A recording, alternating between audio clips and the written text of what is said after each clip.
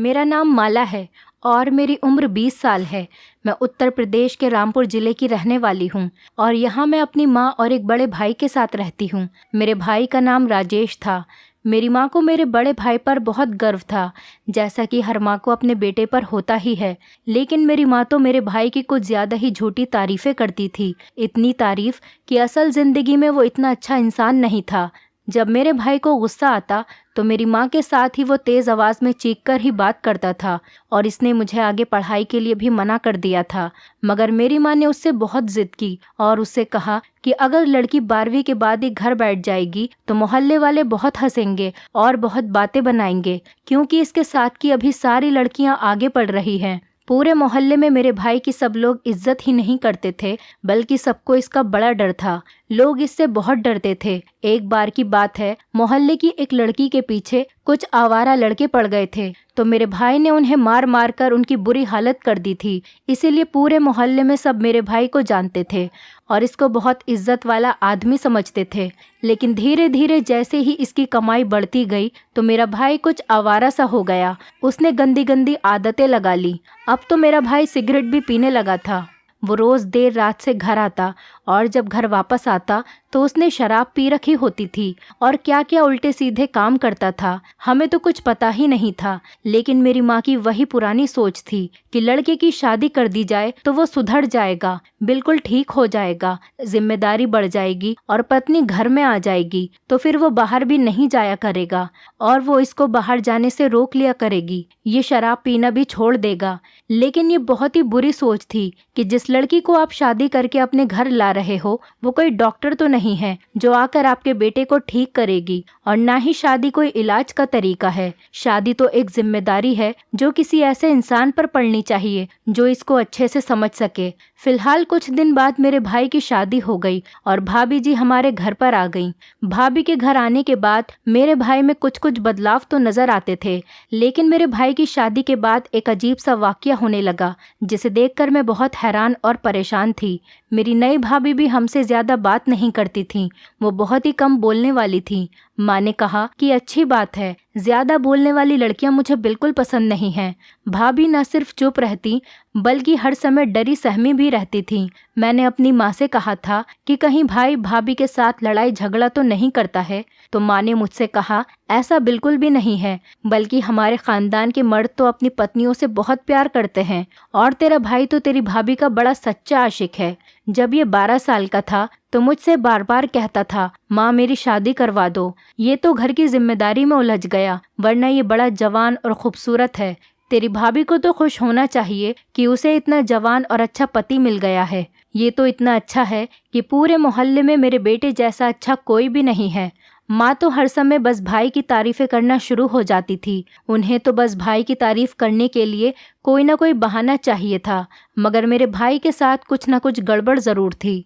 एक दिन मैं ये देखकर बहुत ज़्यादा परेशान हुई कि मेरी भाभी मेरे भाई के कमरे के बाहर इस तरह खड़ी थी कि स्कूल में किसी छोटे बच्चे को कक्षा के बाहर खड़ा कर दिया जाता है और उससे कहा जाता है कि यही तुम्हारी सज़ा है, अब तुम्हें इस कक्षा के बाहर ही खड़ा रहना पड़ेगा। जबकि रात का वक्त था। इस समय तो भाभी को भाई के साथ कमरे में होना चाहिए था।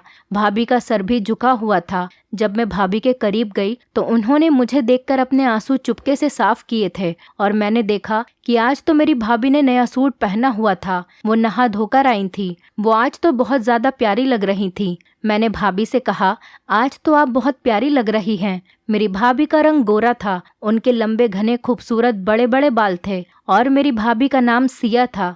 मैंने भाभी से पूछा कि आप रो क्यों रही हो और इस तरह कमरे के बाहर क्यों खड़ी हैं। भाभी ने मुझसे कहा कि मैं रो नहीं रही हूँ, मेरी आंख में कुछ चला गया है, इसकी वजह से मेरी आंखों से आंसू आ गए। मुझे पूरा विश्वास था कि भाभी रो ही रही थी। मैंने भाभी से पूछा कि इतनी रात को आप इस समय कमरे के बाहर क्यों खड़ी हैं, जबकि भाई तो अंदर हैं, आपको भी अंदर होना चाहिए। भाभी ने मुझसे कहा कुछ नहीं, बस ऐसे ही खड़ी हूँ।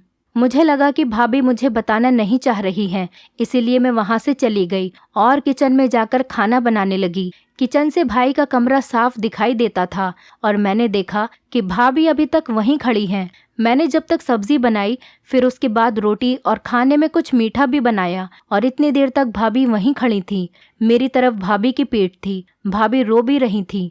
मैं सोचने लगी कि भाभी इस तरह यहाँ बाहर खड़ी होकर क्यों रो रही है, क्योंकि मेरा भाई तो उस समय कमरे के अंदर था। भाई के कमरे का दरवाज़ा भी खुला हुआ था, बस कमरे के दरवाजे पर पर्दा लगाया हुआ था। मेरी समझ में नहीं आ रहा था कि भाभी तो आज नहाई हुई इतनी खूबसूरत लग रही हैं। भाई को तो भाभी को कमरे के बाहर जाने ही नहीं देना चाहिए था। मैं खाना खाकर अपने कमरे में चली गई। मैं सुबह को जब अपने कमरे से बाहर आई तो भाभी बाहर नहीं थी। वो पता नहीं बाहर खड़ी होकर पूरी रात क्या कर रही थी। मैंने इस बात पर ज्यादा ध्यान नहीं दिया। ऐसे ही करते करते 2 दिन निकल गए। एक दिन भाभी हमारे साथ ही बैठी थी, तभी भाई का फोन आया और उसने कहा कि मैं आज रात का खाना घर पर नहीं खाऊंगा, वरना मेरे भाई का हुक्म था कि भाभी दिन और रात का खाना रोज मेरे भाई के साथ ही खाया करेंगी। तो भाभी को बहुत तेज भूख लग रही थी। मैंने भाभी से कहा कि कोई बात नहीं, आज आप हमारे साथ बैठकर खाना खा लेना। लेकिन जैसे ही भाभी हमारे साथ खाना खाने के लिए बैठी, मेरी माँ ने कहा कि इतनी गंदी बदबू कहाँ से आ रही है? तुमने कमरे में कोई चूहा तो नहीं मारा? मैंने तो अभी सब जगह पर पोछा लगाया है, फिर पता नहीं ये बदबू कहाँ से आ रही है। मेरी भाभी अपना सर नीचे झुकाकर बैठी और जल्दी जल्दी खाना खाकर वहाँ से चली गईं। खाना खत्म करके वहाँ से उठकर अपने कमरे में गईं और उनके जाते ही बदबू भी खत्म हो गई। मेरी माँ ने कहा, लगता है बदबू इसी के पास से आ रही है, पर ये तो ऐसी नहीं है, फिर ये ऐसी गंदी होकर क्यों घूम रही है? मैं समझाती हूँ इसको। और मैंने माँ से कहा कि ऐसे किसी से पूछना अच्छी बात नहीं है, भाभी बुरा मान जाएंगी और हो सकता है शायद उनको नहाना पसंद ना हो। माँ ने कहा कि क्यों पसंद नहीं है? ये कौन सा दिसंबर का महीना है, जून का महीना है। गर्मी में तो सबको रोज नहाना ही चाहिए। और जिन लड़कियों की शादी हुई है उन लड़कियों को वैसे भी अपने आप को ज्यादा साफ सुथरा और अच्छा बनाकर रखना चाहिए। आदमियों को ऐसी बातें पसंद होती हैं। तू भी मेरी बात ध्यान में रखना, जब तेरी शादी हो तो तू रोज नहाकर साफ सुथरी रहना। आदमियों को साफ सुथरी रहने वाली औरतें अच्छी लगती हैं, और यही बात तेरी भाभी को समझाना बहुत ज़रूरी है। मैं इससे बात करके आती हूँ। मेरी माँ इतना कहकर वहाँ से चली गई। पर ईश्वर जाने कि माँ ने भाभी के कमरे में जाकर उनसे क्या कहा, और ये बात भाभी को कितनी अच्छी और बुरी लगी। लेकिन मैंने देखा कि भाभी अगले दिन भी नहीं नहाई थी। भाभी को नहाए हुए आज पूरे 4 दिन हो गए थे। और सुबह सुबह मैंने देखा कि भाभी ने हाथ में सोने की नई नई चूड़ियां पहन रखी हैं। भाभी का सारा सामान मैंने और माँ ने मिलकर ही खरीदा था, और शादी के बाद से भाभी कहीं बाहर भी नहीं गई थी। इसीलिए मैं भाभी के करीब गई और मैंने भाभी से पूछा कि ये चूड़ियाँ कहाँ से आईं। तो भाभी ने मुझसे कहा कि सुबह सुबह तुम्हारे भाई ने दी हैं। पर भाभी ज्यादा खुश नजर नहीं आ रही थीं। मैंने भाभी से कहा, वाओ, मुझे लगता है आज भाई बहुत ज्यादा खुश हैं। अच्छी बात है, आपस में उपहार देने से प्यार बढ़ता है। भाभी ने हल्की आवाज से मुझसे कहा कि हाँ, अभी तो मूड अच्छा है, लेकिन रात तक कुछ नहीं पता कि कब मूड खराब हो जाए। मैंने पूछा कि क्यों मूड खराब हो जाएगा, क्या आपने भाई की कोई बात नहीं मानी? तो भाभी ने कहा, कुछ नहीं। भाभी मुझे बहुत ज़्यादा परेशान लग रही थी। जैसे इंसान गुनाह करने से पहले परेशान होता है, या कोई ऐसा काम करने लगता है जिसको करने से पहले इंसान सोचता है कि मुझे ये काम करना चाहिए या नहीं, कि उसे पता हो कि मैं ये काम गलत ही करूँगा। मेरी भाभी बहुत डरी सी लग रही थी, और इसके थोड़ी देर बाद ही वो नहाने के लिए चली गई। क्या भाभी नहाने की बात कर रही थी? मैंने कहा, ये तो बहुत अच्छी बात है, और ये ऐसी कोई बात नहीं है जिसको करने के बाद कोई भी दूसरा इंसान हम पर गुस्सा करे। उस समय भाभी के अंदर से बहुत गंदी बदबू आ रही थी, क्योंकि गर्मी का समय था। मेरी भाभी नहाकर आई तो वो बहुत ज़्यादा खूबसूरत लग रही थी, और मैंने देखा उन्होंने आज दिन में बहुत अच्छा सूट पहन रखा था। पर मैंने भाभी से नहीं कहा कि नहाकर आप बहुत अच्छी लगती हो, मगर मैं उनकी प्रशंसा ज़रूर करती थी, इसीलिए वो समझ जाएं कि अगर वो नहा धोकर साफ सुथरी रहेंगी तो सब उनकी प्रशंसा करेंगे और उनसे खुश रहेंगे। लेकिन मैंने देखा कि मेरी भाभी जब भी नहा धोकर तैयार रहती हैं तो भाई उन्हें अपने कमरे से बाहर ही खड़ा रखते हैं। इस बार मैंने भाभी के पास जाकर देखा तो वो बहुत ज़्यादा रो रही थी। मैंने उनके पास जाकर उनसे पूछा कि भाभी, आप क्यों रो रही हैं? तो भाभी ने मुझसे कहा कि तुम चुप हो जाओ, नहीं तो तुम्हारा भाई सुन लेगा। फिर मैंने पूछा कि क्यों कमरे के बाहर खड़ी हैं और क्यों रो रही हैं? तो भाभी ने मुझसे कहा कि एक दिन तुम समझ जाओगी कि ये सब क्यों हो रहा है, लेकिन पता नहीं क्यों ये सब मेरे साथ ही क्यों हो रहा है। भाभी ने और भी ज्यादा रोना शुरू कर दिया। मैंने भाभी का हाथ पकड़ा और उन्हें खींचकर एक तरफ ले गई और उनसे पूछा कि आज मुझे सारी बात साफ साफ बताएं कि ये क्यों हो रहा है और आप क्यों कमरे के बाहर खड़ी होकर रोती हैं। तो कहने लगी कि तुम्हें पता है कि तुम्हारा भाई शराब पीता है। तब मैंने भाभी से कहा कि हाँ मुझे पता है, पर माँ कहती थी कि भाई की शादी हो जाएगी और उसके ऊपर जिम्मेदारी आएगी तो ऐसा गंदा काम वो खुद ही छोड़ देगा। भाभी ने कहा कि क्यों छोड़ देगा, नहीं छोड़ा उसने सब कुछ, वो आज भी रोज शराब पीता है। तब मैंने भाभी से कहा कि ये सब तो ठीक है, मगर इस बात का भाई के शराब पीने से क्या मतलब है? आप यहाँ क्यों खड़ी हैं? भाई ने आपको बाहर क्यों निकाला है? तो भाभी मुझसे कहने लगी, मुझे नहीं पता, मैं कुछ नहीं जानती, तुम मुझे छोड़ दो और मुझे वहीं पर खड़ा रहने दो। मेरी तो कुछ समझ में ही नहीं आ रहा था। फिर कुछ दिनों के बाद भाभी ने नहाना छोड़ दिया और उनके जिस्म से फिर से बदबू भी आने लगी। बहुत गर्मी का मौसम था। कोई भी इंसान अगर 3 से 4 दिन नहीं नहाएगा तो उसका यही हाल होगा। मेरी भाभी जब भी माँ के पास आकर बैठ जाती तो मेरी माँ अपनी नाक को अपने हाथ से ढक लेती या फिर दुपट्टा नाक पर रख लेती थी। मैंने अपनी मम्मी से इशारा करके कहा था कि वो ऐसा ना किया करें, भाभी को बुरा लगता होगा। तो मेरी माँ मुझसे कहती कि आखिर इसको नहाने में परेशानी क्या है, क्यों नहीं नहाती है? इसकी माँ ने इसको यही सब सिखाकर भेजा है। माँ की इस बात को सुनकर भाभी बहुत ज्यादा परेशान रहती थी और शर्मिंदगी भी उनके चेहरे पर दिखाई देती थी। लेकिन मैंने देखा भाभी जब जब नहाती थी तो भाई उसको कमरे के दरवाजे के बाहर खड़ा कर देता था। जिस दिन भाभी नहीं नहाती थी तो भाई भाभी का बहुत ज्यादा ध्यान रखता था।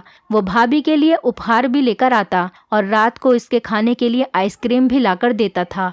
भाई भाभी के इतने नखरे उठाता था और उनको इतना प्यार भी करता था। फिर जिस दिन भाभी नहाकर नया सूट पहनकर तैयार रहती थी तो ना जाने क्यों मेरा भाई भाभी को कमरे से बाहर ही खड़ा रखता था। इन सब का क्या मतलब था?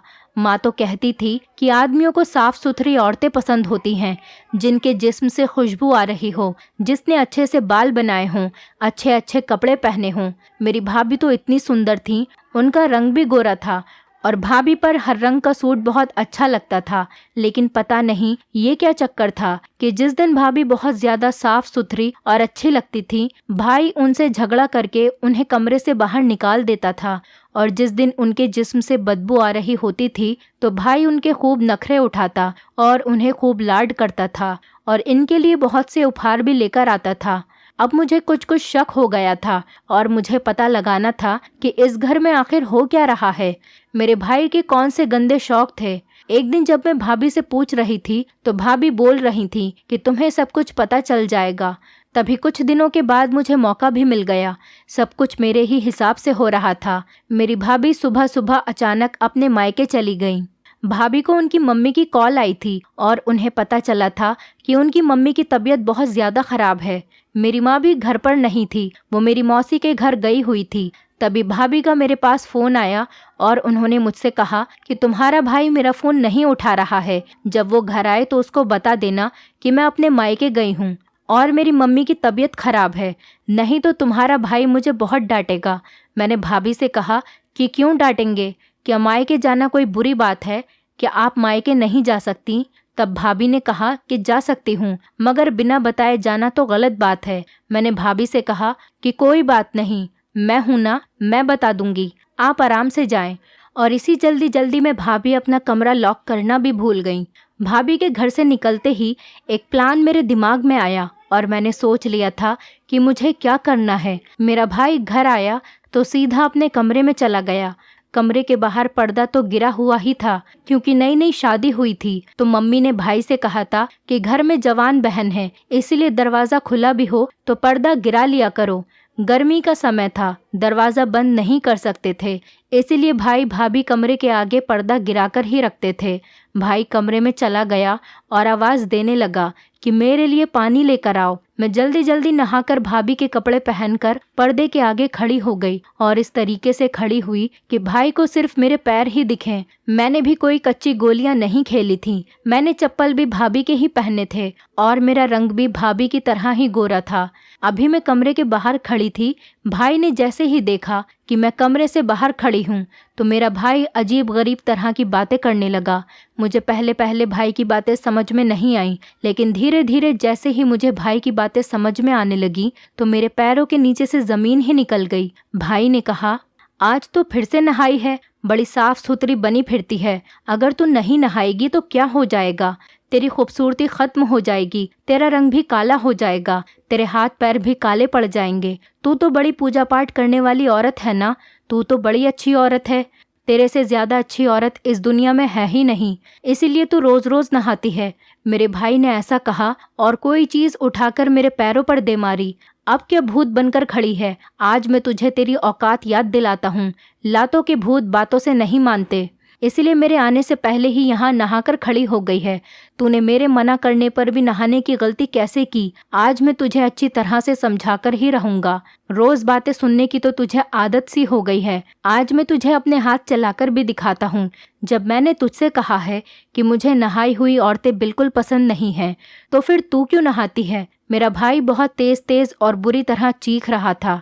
आज मुझे पता चल गया कि मेरी भाभी इनसे इतना डरी हुई क्यों रहती हैं। आज मुझे समझ आ गया कि मेरी भाभी रोज रोज क्यों नहीं नहाती थीं, क्योंकि मेरा भाई उनको नहाने से सख्त मना करता था और नहाने के लिए उनसे झगड़ा करता था। लेकिन मुझे ये नहीं समझ में आ रहा था कि मेरी भाभी के नहाने से मेरे भाई को क्या परेशानी है।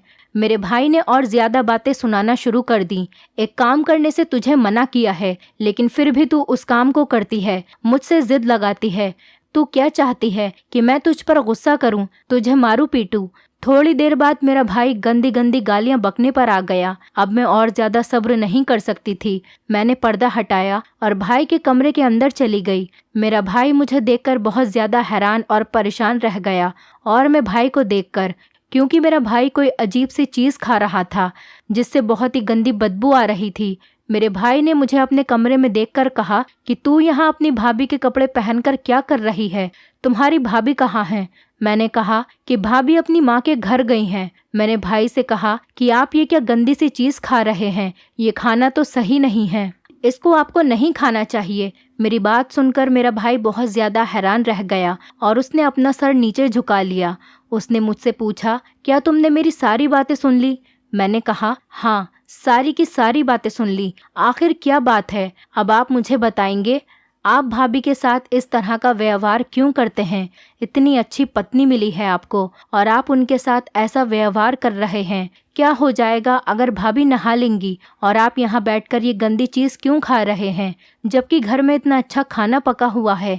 भाभी अपनी माँ के घर गई हुई हैं, उनकी मम्मी की तबीयत बहुत ख़राब है। भाभी ने मुझे कहा था कि जब आप घर वापस आएं तो मैं आपको बता दूं, लेकिन मैं भाभी के साथ होने वाली हरकतों से काफ़ी परेशान थी। मुझे देखना था कि आप भाभी के नहाने पर इतना गुस्सा क्यों करते हैं। फिर भाई ने मुझे सारी की सारी बात बताई और वो सारी बात सुनकर मैं दंग रह गई। भाई ने कहा कि पहले हमारे घर में बहुत गरीबी थी, इस वक्त तुम 4 साल की थीं। तुम्हें याद भी नहीं होगा कि हमारे घर में इतनी गरीबी थी कि खाने के लिए भी 1-1 रुपया नहीं होता, तो मैं कहीं से भी 1-1 रुपया जोड़कर खाना लेकर आता था। वही खाना हम तीनों लोग मिलकर खाते थे। इसके बाद मैंने बड़ी कोशिश की, लेकिन मुझे कहीं भी काम नहीं मिला। मैं शक्ल सूरत का तो बहुत अच्छा था, लेकिन मुझे कोई हुनर नहीं आता था। मैंने पढ़ाई भी ज़्यादा नहीं की थी। मुझे कुछ समझ नहीं आता था मैं क्या करूं। पापा भी हमारे साथ इस दुनिया में नहीं थे, इसीलिए मैं इस गरीबी से बहुत तंग आ चुका था। फिर एक दिन मैं एक तांत्रिक बाबा के पास गया और उसने मुझसे कहा कि तू ये एक टोटका कर ले, इसके बाद तेरे पास दौलत की कभी कमी नहीं होगी। लेकिन इस टोटके को करने के लिए तुझे नहाना नहीं है, तुझे गंदी चीज़ें खानी हैं और गंदे काम करने हैं, पूजा पाठ भी नहीं करना है। और अगर कल को तेरी शादी होती है तो फिर अपनी पत्नी को भी यही कहना कि वो नहाए नहीं और गंदी चीज़ों में ही रहे, तो इस तरह तुम्हारे पास दौलत बहुत ही ज़्यादा हो जाएगी। इसके लिए उसने मुझे कोई मंत्र भी बताया था, और जब मैं ये सब करने लगा, गंदगी में रहने लगा और गंदी चीज़ें खाने लगा, तो हमारे पास से गरीबी दूर होती गई और हमारे पास बहुत दौलत आने लगी, और ये घर उसी दौलत से बना हुआ है। आज कोई भी ऐसी चीज़ नहीं है जो मैं खरीद नहीं सकता हूँ।